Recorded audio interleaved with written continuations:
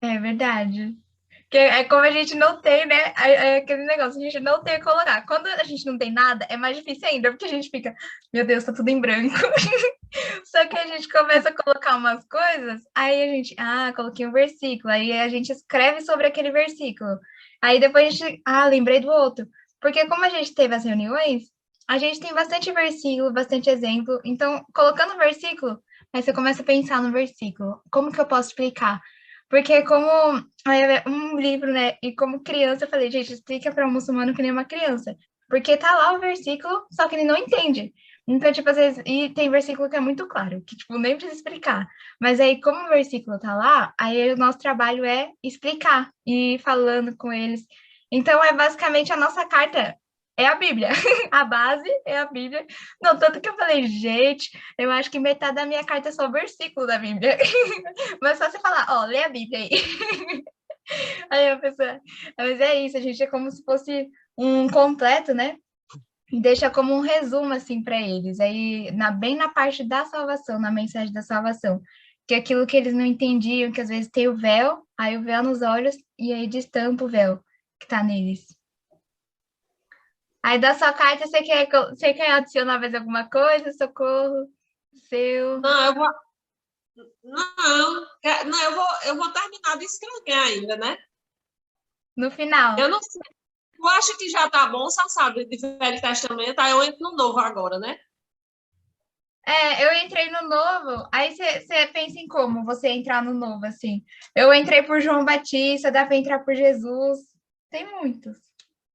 Eu queria entrar. Não, vamos ver como é que eu vou fazer. Eu tô orando ainda, pedindo a Deus estratégia. Eu lembro que você que leu aquele lá do João, que ele falou, esse é o Cordeiro de Deus que tira o pecado do mundo. Aí ele, esse é Do o filho mundo. Pronto, amado. É, a gente tem os versículos. Então, às é, vezes, quando a gente está com muita dificuldade na escrita da carta, a gente pode pegar isso, pegar os versículos que a gente já conhece, porque não é algo que a gente vai, às vezes, sair da nossa cabeça do nada, sabe? Sai do quê? Da palavra. Então, se o começo é a palavra, o fim também é a palavra, o nosso é o intercâmbio, sabe? A gente, entendi. Aí começa a pensar, eles entender os profetas, entende? Então a gente que nem Socorro colocando, vou começar do Antigo Testamento, que é muito bom esse povo começar do Antigo Testamento, né? É que nem aquela é. sombra, que ele tem as figuras, aí você apresenta as figuras para entender depois o Cristo. Porque como eles acreditam muito nos profetas, né? No Antigo Uhum. Testamento, aí é bom, porque prende a atenção deles aí. E também estabelece esse vínculo, assim, porque eles pensam, tem aquela barreira, né? Cristão, aí eles olham assim, mas cristão, aí você vai falar contra, ou você vai falar algo que é totalmente diferente. E aí, quando você fala, tem os profetas, Moisés, e aí, quando às vezes até coloco, eu sei que no Corão vocês estudam os profetas Moisés, porque Moisés existiu, Deus falou com Moisés, aí eles, mas você está estudando, porque uma coisa que eu até vi mais um vídeo sobre islamismo, eles têm a base do quê, né? De salvação. A base da salvação para eles é o conhecimento, o conhecimento assim de obediência. Porque se eles não têm o Cristo para ser salvos, aí eles têm que ter o outro caminho, né? Por isso que Jesus falou, eu sou o caminho a Deus. Mas o islamismo, por não ter Cristo morto na cruz, eles acreditam que é muito do conhecimento e da obediência. Então, se você conhece o Corão, é mais ou menos assim. Na cabeça deles é o quê? A humanidade, ela tá perdida porque ela adora vários deuses. Quando eu falo de Jesus, nossa, eles colocam que Jesus é um profeta, não adora Jesus, porque Jesus é um homem. Se você adorar Jesus, é idolatria, porque eles entendem que a gente, como toda a humanidade se afastou de Deus e começou a adorar vários deuses, né? Que realmente, até na palavra, né? Israel estava lá, Deus falava, me adore, o único Deus. Aí tinha vários outros deuses. Então, eles viram que as missões dos profetas eram apontar o único Deus. E aí, por isso que eles vejam assim, que é o caminho de salvação, como você está perdido, é você encontrar Deus no conhecimento de que só Ele é único, só um único Deus. E essa é a parte do entendimento que é a mais difícil deles verem a Jesus como Deus, e é por isso que a gente vai trazendo a partir dos versículos e do poder, ó, primeiros profetas, e essa é uma parte muito importante, né? Aqui no Brasil é a mesma coisa. Eu percebi que mesmo que a gente está pregando para muçulmano, para brasileiro também, quando a gente vai pregar o evangelho, a gente apresenta a lei de Deus, porque Deus deu a lei para apontar, né? Aquela questão, a base, tá vendo? Todas as regras, tudo aquilo que fala do caráter de Deus. Deus é santo. E a lei falando do caráter de Deus, se você quebra uma única lei, a gente já tem a condenação. Então, se você obedece, é bênção. Aí você ganha a bênção. Se você desobedece, é a maldição.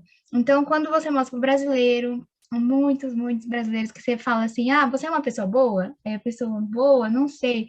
A gente foi falar com as crianças, né, aqui da Zona Leste, nossa, aí com criança você fala, né, bem descontraído, mas eles entendem. Aí eu falei, ah, vamos ver se vocês são pessoas boas. Falei assim, vocês já mentiram, as crianças? Ah, já, né? Aí, ah, quantas vezes mentiu? Aí você vê, né? Aí eu perguntei, seus pais amam vocês? Seus pais amam? Tem uns que falou, ah, minha mãe ama, meu pai não sei. Aí as crianças lá, ah, ama. Aí eu falei, ah, mas vocês já desobedeceram? Vocês já fizeram alguma coisa que entristeceu de verdade o coração dos seus pais? Aí eles, nossa, já. E aí você vê que, mentira, tá na primeira, na lei de Moisés, até nos 10 mandamentos. Tem mais de 600 leis, né? Imagina, nos 10 mandamentos já quebrou, na mentira, já quebrou. Desonrar os pais, que ele fala, honra teu pai e tua mãe, a desobediência e filhos obedecer ao pai fala da raiva, do ódio no coração, porque quando a lei fala não matarás, aí Jesus vai lá e fala, mas se você odiar o seu irmão no seu coração, você o matou.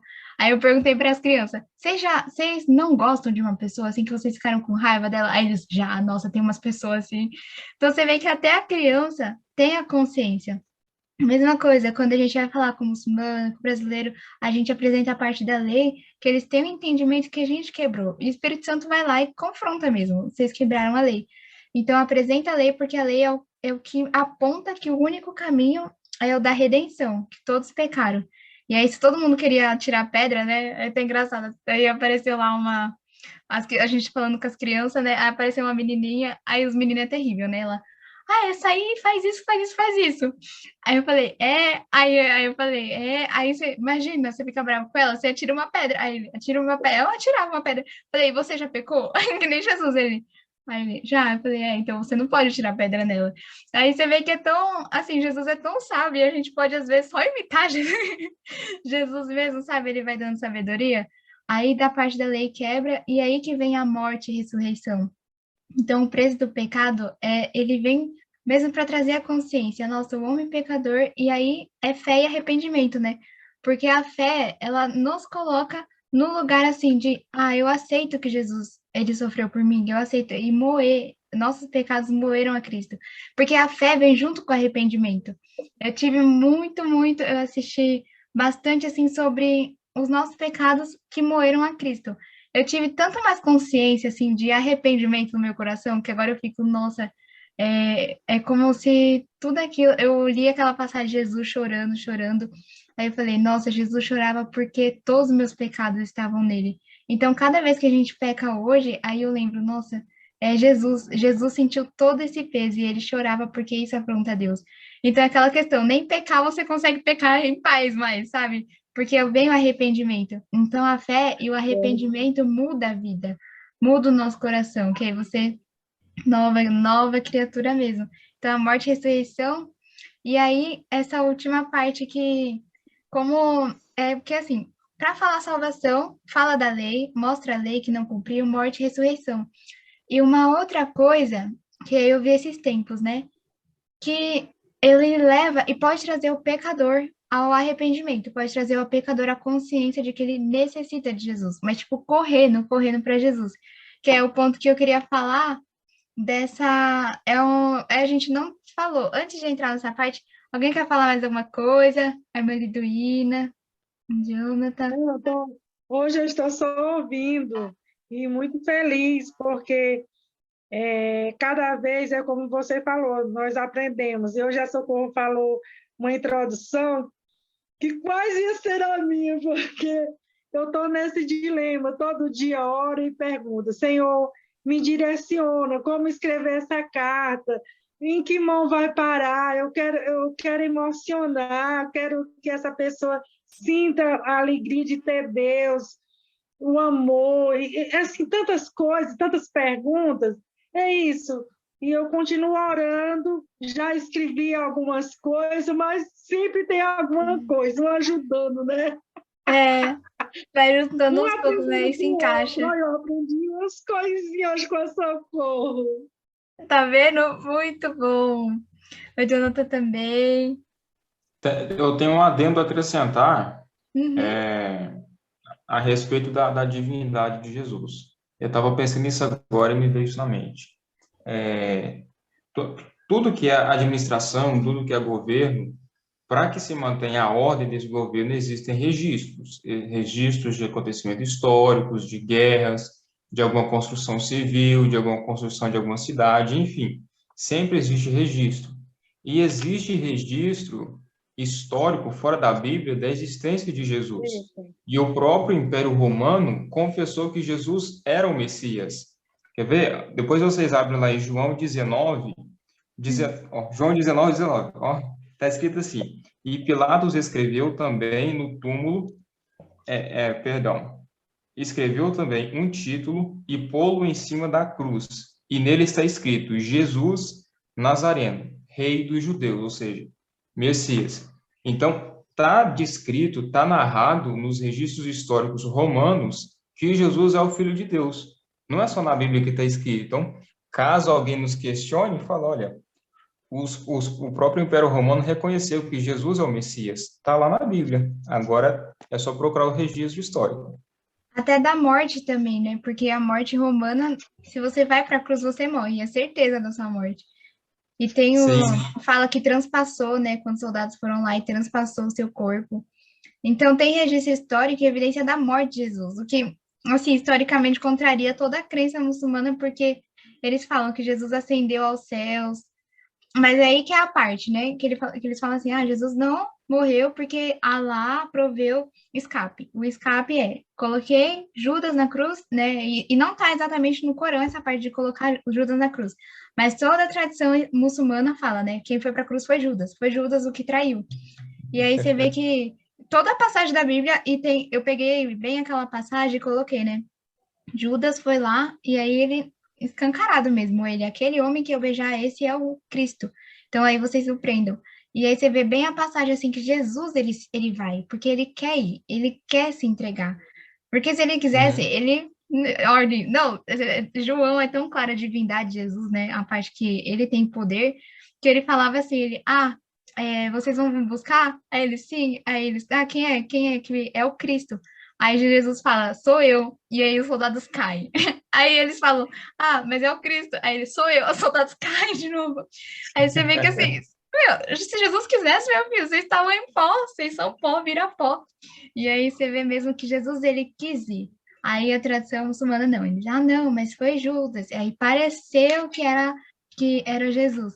Mas aí você, trazendo a história, comprovar mesmo que Jesus foi morto, que era a morte de Jesus na cruz, aí eles não tem nem como se basear, sabe? Porque o Corão, então, ele não tem sustento. Ele não tem sustento de várias formas, é assim. Eles perguntam muito sobre, às vezes, mas aí a gente vê isso depois, que é a questão da Bíblia. Mas eles falam, a Bíblia foi muito, muito alterada. Eles falam isso, né? Alterada. E aí você vê que Deus é tão perfeito que ele fez certo. Ó, o Corão, se uma pessoa escrever, tá sujeito ao quê? Tá sujeito a variações, né? Depois a pessoa que copia. E foram poucos, assim, e só um homem que escreveu. Agora a Bíblia não, foi vários homens e em diferentes tempos a Bíblia se completa, mas uma coisa muito legal que é difícil até explicar, né? Quando eles vão assim falar, é que quando você tem muitas cópias, pensa assim, você tem um livro e você escreve 5.000 cópias dele. A chance de você pegar e colocar e ficar comparando, e você vê que não tem variações para falar, são diferentes. Não, é tipo variação mínima, assim, que às vezes é de palavras. Mas você ter um pouco tempo, aí o livro foi escrito, as coisas foram acontecendo, e os escritos e as cópias. Então você vê que é tão junto, e eles restituem os documentos originais. Então é muita testemunha. Porque se só eu escrevesse, só eu copiasse, aí eu podia alterar. mas tem 5.000 cópias. Como é que você vai falar que foi alterado se tem 5.000 cópias que testificam um único documento? Então, é 5.000 testemunhas, para você ver que Deus, ele tanto trabalha no testemunho. Jesus morreu, aí ele foi visto por mais de, ele fala 400, né? 400 testemunhas. E aí essa parte da testemunha, dos livros, então a gente vai ver mais para frente, porque aí alguns perguntam. Então, como a gente está trabalhando no Evangelho, aí o Evangelho o Espírito Santo convence. Mas, por acaso, se uns, porque tem uns que perguntam da história, aí depois a gente vai ter uma reunião só para ver essa parte dos livros, como a gente pode trazer para explicar para eles. Tem um site muito bom que eu peguei, aí ele explica assim, crítica literária, né, que ele fala, os livros, para você saber que é um documento, tem que ter muitas cópias. Quanto mais cópias você tiver, mais você tem um documento original, e quanto menos tempo. Aí a gente vai ver depois. Mas é muito bom. Tem mais alguma coisa, Jonathan, dessa parte? Não, só isso mesmo. Aí, o que eu vou pegar aqui... a gente até tem 7 minutos. Qualquer coisa a gente abre outro. Que é uma coisa muito importante. Deixa eu ver se eu coloco aqui. Imputação de justiça. E é pouco falado. É pouco falado, só que ele dá um despertamento, assim, no nosso coração em relação às almas. Não, imagina a gente, né? Já tem amor pelas almas. Aí depois disso a gente não consegue. Ó, eu vou colocar aqui. Inferno. Tá, desvirei. Que é, a gente sabe, né, que a gente está fazendo isso por quê? E a gente vê que é o pecado no coração do homem, a condenação, mas o principal é por causa da morte. Depois da morte, tem 2 caminhos, que é os céus, a habitação com Deus, que fala o seio de Abraão, ou o inferno. E aí hoje eu estava vendo, né, umas pesquisas, tem muita gente que não crê mais no inferno, que o inferno não existe. E é algo que, não sei se é porque foi muito pregado, e aí, não sei, se tornou banal, as pessoas pensam, não, mas pregar de inferno é ruim porque a gente serve a Deus com medo, por causa do medo do inferno. Só que, quando a gente entende o porquê que a gente, e porque Jesus foi o que mais falou do inferno, tipo, você vê Moisés, você vê todos os profetas, quem mais falou do inferno foi Jesus, para você ver que faz parte de uma consciência tanto nossa, tanto dos que estão perdidos. Porque ele fala assim, né? Jesus foi o que mais falou do inferno. E no Novo Testamento que tem, no Antigo tem pouco. E aí eu fiz essa pesquisa, tem 3 palavras que falam no Novo Testamento sobre inferno. Aí a primeira é Sheol, que é como sepultura, morte, significa morte. Sheol, mas que está em hebraico, né? Sheol em hebraico, que é usado. Depois é usado Hades. E aí a gente vê essas palavras na Bíblia, a gente não percebe, é inferno, a gente, né, tem a ideia. Só que Hades também é a mesma coisa que inferno. Hades, que está no grego, e Geena.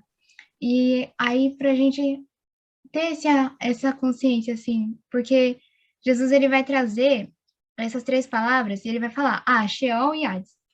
E aí, essa é a parte que tem bastante coisa da Bíblia que depois eu vou mandar versículo para vocês, porque como alguns perguntam, não, mas varia de igreja para igreja, mas a gente tem os versículos base que a gente entende o que acontece depois da morte. Não sei se vocês lembram, mas quando o homem que estava do lado de Jesus na cruz, ele morreu, Jesus falou para ele, né? Hoje mesmo você estará comigo no paraíso. Porque aqueles que morrem em Cristo, a sua alma, ela já vai a Deus. Paulo falava, nossa, eu não sei o que eu faço, eu tô dividido, porque para mim, se eu morrer, eu já tenho que voltar com Cristo. Então, para mim, se eu morrer é lucro. Mas se eu continuar aqui na Terra, eu vou continuar pelo bem dos meus irmãos da igreja. Então, você vê que Paulo tinha consciência de que se ele morresse, ele veria Jesus. Estevão, ele estava lá, ele pregou de Cristo e pregou o evangelho.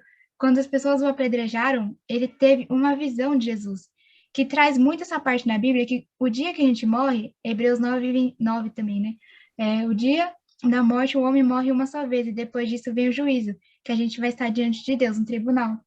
E aí vem muito essa consciência de que depois da morte nós estaremos no tribunal. E no tribunal a gente ou entra nos céus, e aí a parte daquela do Lázaro e do rico, ou inferno. Porque quando o Lázaro morreu, e Jesus contando, né? O Lázaro morre, ele sobe e vai ao seio de Abraão. E o rico, ele vai ao Hades. Por quê? Porque quando a gente morre, o corpo fica pó, ele fica na sepultura. Aí muitos pensam, mas ele fica descansando, a nossa alma descansa. Só que Tessalonicenses fala que esse sono é tipo como um eufemismo, né? Porque tem muitas passagens que falam que na morte, depois da morte, a gente já vê o Cristo. Imagina, né? Aqueles que já morreram, já estão vendo a Cristo. Isso é uma felicidade. Uma irmã faleceu. E aí eu penso, nossa, ela amava cantar no coral da igreja. Então ela já está cantando com Cristo. Aquele Lázaro que morreu já estava no seio de Abraão, já estava no paraíso. E quando Paulo vai lá falar do sono, né? É muito eufemismo, porque quando se fala, aqueles não quero que sejam preocupados daqueles que já dormiram, já estão dormindo. Que você não fala morreu, né? Liga para alguém, seu pai morreu. Você fala aqueles que já estão dormindo, que é para amenizar. Mas Paulo tinha essa consciência, porque quando a gente morre, a gente vai a Cristo no tribunal de Deus, aqueles que são justos e têm a fé. E aí, agora, o corpo fica na terra. Então, a nossa alma vai a Deus. E aí, a alma do ímpio, né? Que é por isso que a gente fica com esse amor. Que a alma do ímpio, ela vai pro Hades, que é essa palavra, Sheol, Hades, que é o inferno. Só que é o inferno que só tá a alma, não tá o corpo. Porque o corpo, ele tá em pó. Ele é pó, né? E aí tem a parte que a gente vê que esses são onde vai a alma. E aí Jesus, depois, ele vai falar uma outra palavra para inferno, que é Geena, que é esse Geena, ele aborda, era como uma região lá, que antes, no Antigo Testamento, tinha Moloque, que era um deus, aí o povo sacrificava filho para Moloque. Então, você vê que é corpos mortos incessantemente, e fogo, não se apagava. E aí ele também fala no Novo Testamento que Geena era uma região e também tinha muitas pessoas que morriam, e por causa que o corpo cheira, eles tacavam fogo toda hora e o fogo não se apagava. E Jesus vai usar essa palavra Geena para falar que depois que Jesus voltar, a alma que está ou no céu ou no inferno, no Hades, essa alma, ela vai se unir com o corpo, porque vem a parte que os nossos corpos, eles ressuscitarão. E quando o corpo ressuscitar, o corpo dos santos, a gente só tava a alma com Jesus lá. Só que quando Jesus voltar, o nosso corpo vai se tornar incorruptível e é herança eterna. Aí, quando a alma dos ímpios, ele vai ressuscitar também, mas ele vai para o Geena, porque o Geena é onde o fogo não se apaga. E é quando Jesus usa a linguagem, né? O verme e todo o tormento. Vai acabar, a gente abre de novo, e ele coloca assim, Jesus falando sobre essa passagem do Lázaro e do rico, que é antes do Geena, que é só da alma. Ele vai falar quais que é as condições que está naquele lugar. Que ele vai trazer assim, quando o Lázaro foi, ele ficou no seio de Abraão, e o rico, ele estava no Hades, no inferno. Ele viu Lázaro e ele falava, nossa, me dá uma gota de água, que aqui eu tenho sede, e não há como eu deixar de me afligir. Que aí, por isso que fala, né? Todo o cálice que é de Deus, gente, vai acabar, eu vou abrir outro.